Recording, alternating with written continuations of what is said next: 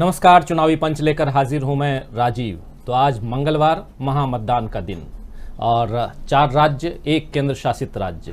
4 राज्य आपको पता ही है, असम से लेकर असम, पश्चिम बंगाल, केरल और तमिलनाडु और पुडुचेरी केंद्र शासित प्रदेश।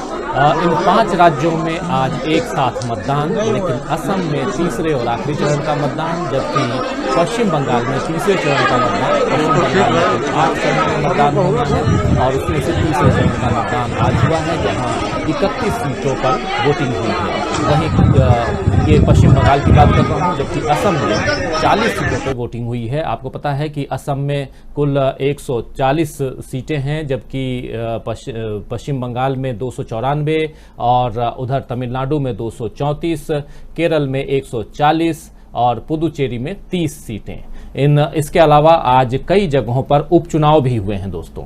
तो चुनाव और सिर्फ चुनाव, इन चुनावों के बीच प्रधानमंत्री नरेंद्र मोदी और तमाम सियासी दल के जो प्रमुख नेता हैं वो अलग अलग भाषण देते हुए, रैलियां करते हुए भी नजर आए। प्रधानमंत्री नरेंद्र मोदी आज हुगली में थे और हुगली में ही जो 8 सीटों पे मतदान, 8 बाकी सीटों पे मतदान नहीं, उसकी तैयारी, और वहां से वो ममता बनर्जी को ललकारते हुए नजर आए। तो क्या कुछ कहा प्रधानमंत्री नरेंद्र मोदी ने हुगली से, इस पर भी चर्चा करेंगे और उसके अलावा कहां क्या कुछ हुआ है। लेकिन सबसे पहले एक नजर डालते हैं दोस्तों कि आखिर आज जो मतदान का पैटर्न क्या रहा है, कितना परसेंट कहां, किस राज्य में। असम में आज आखिरी मतदान का दिन, लेकिन उसके अलावा जैसा बताया आपको कि एक चरण में ही मतदान तमिलनाडु में संपन्न करवाया जा रहा है, एक ही चरण में मतदान केरल में और एक ही चरण में मतदान पुदुचेरी में। यानी ये तीनों साउथ के राज्य, यानी तीनों दक्षिण के राज्य, दक्षिण भारत के राज्य, तीनों जगह एक चरण में, जबकि पश्चिम बंगाल सबसे बड़ा राज्य पूर्वोत्तर में और वहां पे 294 सीटें और 8 चरणों में मतदान, और असम में 126 सीटें और वहां मतदान 3 चरणों में। अभी तक जो आंकड़े हैं, ये फेज 3 आज का जो आंकड़ा है, अभी आपको बता दूं, असम में लगभग 80%, ये आंकड़े आपको बता रहा हूं लगभग 6 बजे के आंकड़े, जहां 80% असम में और लगभग 70% केरल में, पुदुचेरी में लगभग 78%, 78%, तमिलनाडु में काफी कम वोटिंग दिखाई दे रही है, 65%, बढ़ सकती है, और पश्चिम बंगाल में लगभग 78%। इसके अलावा केरल और तमिलनाडु में दोस्तों उपचुनाव भी है, तो उपचुनाव में भी 67 और मतलब केरल में 68% लगभग और तमिलनाडु में 62%। ये परसेंटेज आते रहेंगे, बढ़ते रहेंगे, लेकिन ओवरऑल 80% से ज्यादा मतदान कहीं नहीं। और लेकिन असम में पोलिंग हमेशा ज्यादा होती है और केरल में भी ज्यादा होती है, लेकिन केरल में क्यों आज कम हुई है, या ये आंकड़े धीरे धीरे केरल से आएंगे या आंकड़े फिर पुराने आंकड़े की तरफ बढ़ेंगे, ये तमाम बातें होंगी। लेकिन इसके बीच में जो बयानबाजियां चल रही हैं उस पर भी चर्चा करेंगे, और चर्चा ये कि ये एक साथ आज 5 राज्यों में मतदान जो हुआ है उसमें क्या कुछ रहा, क्या गड़बड़ियां हुई, क्या कुछ हुआ है, इन सब तमाम चीजों पे, तमाम बातों पे चर्चा करेंगे। और इस चर्चा में हमारे साथ हमारे 2 सहयोगी जुड़े हुए हैं इस वक्त, और सबसे पहले उनसे आपका परिचय करवा दूं। हमारे साथ जुड़े हुए हैं भारत शर्मा जी, हमारे रोविंग एडिटर। भारत जी, आपका स्वागत करता हूं, और स्वागत करता हूं अमलेंदु उपाध्याय जी, आपका। अमलेंदु उपाध्याय जैसा जानते हैं आपकी ऑनलाइन एडिटर हैं हमारे।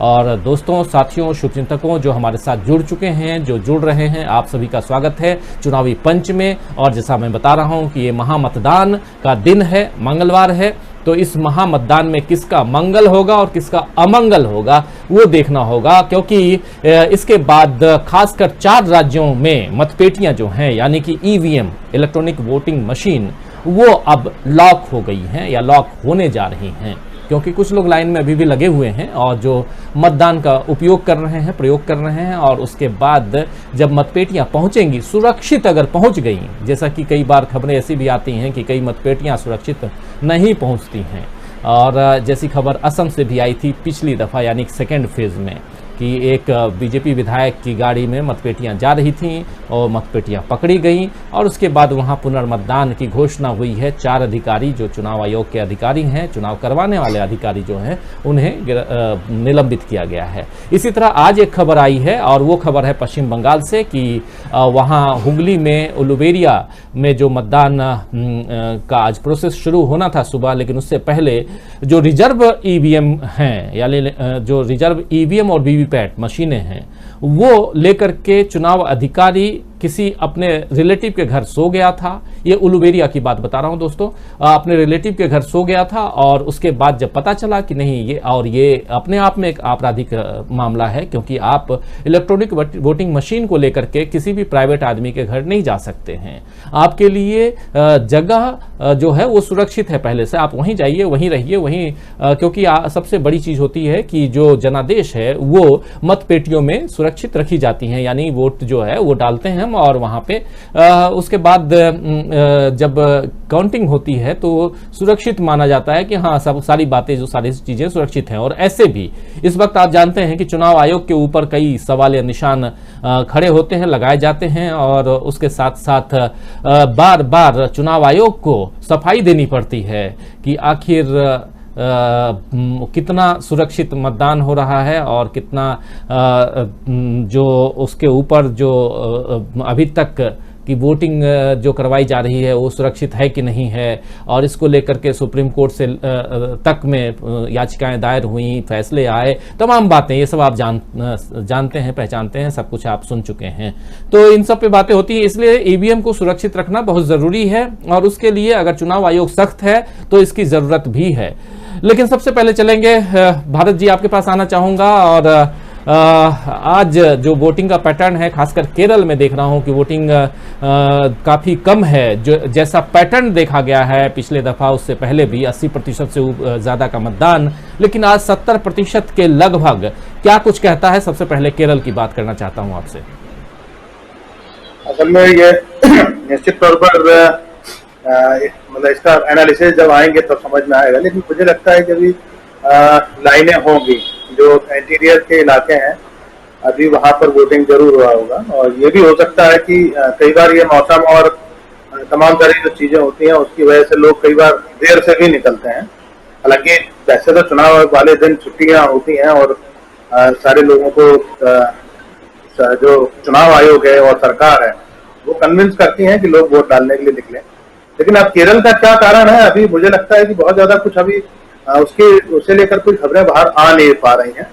तो हम अभी यही मान के चलते हैं कि जो अभी तक पुराना जो उनका रिकॉर्ड था 80% से ऊपर जनरली जो वहां पर चलता था वहां तक वो पहुंच पाए, ऐसा अपन एक अनुमान लगा सकते हैं। क्योंकि ऐसा कोई कारण नहीं है कि वोटिंग परसेंट गिरने का जो है वो कारण अभी कोई ऐसा समझ में आ नहीं पा रहा है ना, क्योंकि कोई ऐसी सरकार से या उससे कोई ऐसी नाराजगी नहीं है कि लोग वोट डालने नहीं जाए या एंटी इनकम्बेंसी या जो भी है, मुझे लगता नहीं। लेकिन अब देखते हैं क्या रिजल्ट निकल कर आता है और इसके क्या खबरें निकल कर आती है। अगर वोट परसेंट अगर कम है तो उसके क्या एनालिसिस निकल के आती है, लोग क्यों नहीं निकले। मुझे लगता है थोड़ा सा इसलिए वक्त का अपन इंतजार करें। जी अमलेंदु जी।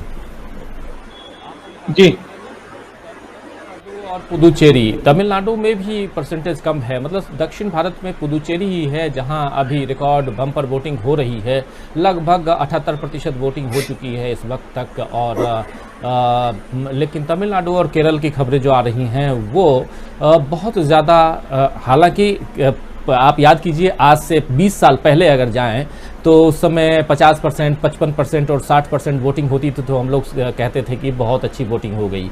लेकिन अब जब 70% के लगभग वोटिंग होती है, 75% के लगभग वोटिंग होती है, तो हम ये मान के चलते हैं कि नहीं, ये 80% के ऊपर जाना चाहिए। और चर्चा हम 75 और 80 के बीच की कर रहे हैं, जबकि 80 के ऊपर जाए तो माना जा रहा है कि अब आज की तारीख में कि हाँ वोटिंग पैटर्न अच्छा है, वोटिंग के लिए लोग निकल रहे हैं और लोगों ने अपने मतों का प्रयोग किया है। लेकिन ओवरऑल पिछले 20 सालों में जो बदला है और जो एक तरह से देखें चुनाव आयोग की तरफ उंगलियां उठती रही हैं, खासकर इलेक्ट्रॉनिक वोटिंग मशीन की में गड़बड़ियों के कारण, तकनीकी गड़बड़ियां हों या फिर फेरबदल का मामला सामने आए या यहाँ से वहाँ एक गाड़ी से दूसरे गाड़ी में रखने का मामला आए या एक घर में ठहरने का मामला जो आज टीएमसी के एक नेता के घर में और चुनाव अधिकारी ठहर गया, हावड़ा के उलुबेरिया की जो घटना है। लेकिन ओवरऑल पैटर्न साउथ इंडिया में ऐसा रहा नहीं है जो हम देख रहे हैं तमिलनाडु में और केरल में। क्या कहेंगे ओवरऑल? नहीं, तमिलनाडु और केरल में मतलब कम होना थोड़ा आश्चर्य तो करता है कि क्योंकि दोनों स्टेट्स जो हैं वो पढ़ाई लिखाई के मामले में ठीक ठाक हैं। हालांकि मुझे इसमें लगता है कारण ये भी है कि दोनों जगहों पर प्रवासी लोगों की संख्या बहुत ज़्यादा है, तो ये भी एक कारण हो सकता है कि प्रवासी जो है वो वोट डालने के लिए ना आ पा रहे हों, तो इसलिए भी वहाँ हो सकता है। और दूसरा एक जो आपने ईवीएम वाली बात कही वो भी मुझे लगता है कि ईवीएम का रोल भी जो है मत प्रतिशत बढ़ाने में काफ़ी ज़्यादा है। मतलब जब 90 वोट के 174 पड़े आते हैं तो जाहिर सी बात नहीं लगता है कि जो 90% और जो 85% वोट पड़ता है तो उसमें ये मतलब मामला कुछ ना कुछ होता होगा। मतलब आशंकाएं तो पैदा होती हैं, उसमें सफाई अब कुछ भी दी जाए तो, और ये वाजिब चिंताएं हैं। तो जहां फायदा मतलब होता होगा कि 171 डलवा के फायदा होता हो तो वहां 90% तक पहुंच जाता होगा, और जहां नहीं होता होगा तो वहां एक्चुअल रहता होगा, ऐसा भी मतलब हो सकता है। ये आशंकाएं हो सकती हैं, इस पर कोई दावे के साथ बात नहीं कही जा सकती है। बहरहाल ये भी एक विषय हो सकता है और मुझे लगता है इस पर भी चिंतन मन होना चाहिए। हालांकि पिछले कई मतलब चुनावों से चुनाव आयोग काफी मेहनत कर रहा है कि वोट का प्रतिशत बढ़े, और डेमोक्रेसी के लिए भी अच्छी बात है कि मतलब वोट का प्रतिशत बढ़ना चाहिए और हर व्यक्ति को अपना वोट डालना चाहिए। और उसे ये मालूम होना चाहिए कि आप जो है मतलब जो राजनीति के अंदर गंदगी जो दिख रही है वो गंदगी दिखी इसलिए रही है कि लोगों के वोट की कीमत नहीं रह गई है और आदमी को अपने वोट की कीमत नहीं मालूम है। तो अपने वोट की कीमत मालूम होना चाहिए, और उसके बाद फिर अगर आपकी चीजें फुलफिल नहीं होती हैं तो फिर जिनको आपने चुना है उनसे सवाल जवाब भी होने चाहिए। हालांकि एक लंबी एक बहस का विषय है चुनाव सुधारों को लेकर के, लेकिन अपने मत के प्रति जागरूक होना जरूर बनता है। और अगर हम अपने मत के प्रति जागरूक नहीं होंगे तो हमें तो किसी भी सरकार का या किसी भी विपक्ष का या किसी भी दल का या किसी भी नेता का कोई क्रिटिसाइज मतलब उसको क्रिटिसाइज करने का अधिकार नहीं रह, नैतिक अधिकार नहीं रह जाता हमको। क्योंकि हम जो अपना जो हमारा वोट का अधिकार है, जो मतलब पहली चीज है हमारी, अगर हम उस पर खड़े नहीं उतर रहे हैं, उसका इस्तेमाल नहीं कर रहे हैं, तो फिर हम किस मुंह से जो मतलब हम आरोप लगाते हैं और किस मुंह से हम जो है फिर उस पर चल रहे हैं। तो मुझे लगता है कि लोगों को जागरूक होकर के वोट देना चाहिए, और जब जनता जागरूक हो जाती है और फिर 80 से 90% लोग अगर निकलते भी हैं तब फिर जो है वो चीजें फिर मतलब गड़बड़ियां जो होती हैं वो भी पकड़ में आने लगती हैं। फिर जो मशीनें बताने लगती हैं कि 90 के 171 वोट पड़ रहे हैं। अब 1000 के बूथ पे अगर मान लीजिए 900 लोग वोट डालने पहुंच जाएं और मशीन बताने लगे कि यहाँ तो 1400 वोट पड़ रहे हैं, तो मालूम पड़ जाएगा ना कि ये जो है 90 के 174 वोट पड़ रहे हैं।